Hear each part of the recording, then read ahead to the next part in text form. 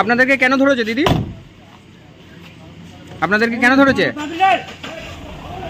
কেন ধরেছে আপনাদেরকে?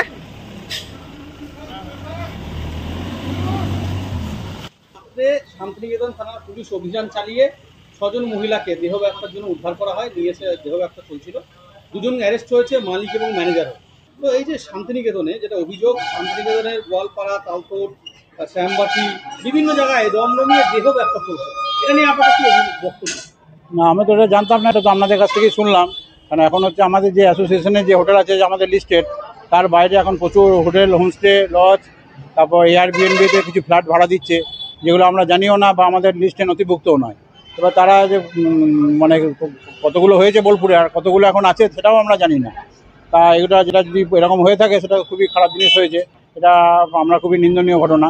আমরা চাইবো যে এটা না ঘটুক এবং প্রশাসন এটা স্টেপ নিক যাতে এই ব্যাপারটা যেন ওরা দেখে নেন। একটু দাদা, বিষয়টা তো খুব উদ্বিগ্নের। হ্যাঁ, আপনারা হোটেল অ্যাসোসিয়েশনের তরফ থেকে কি ব্যবস্থা না, হোটেল অ্যাসোসিয়েশনে আমরা সবাই মিলে আমাদের নিজেরা মিটিং করে এটাকে করবো এবং যাতে যার নেক্সট না ঘটে সেটার ব্যাপারে আমরা আরও পদক্ষেপ নেবো। প্রশাসনকে সঙ্গে বলবো যে সজাগ থাকতে।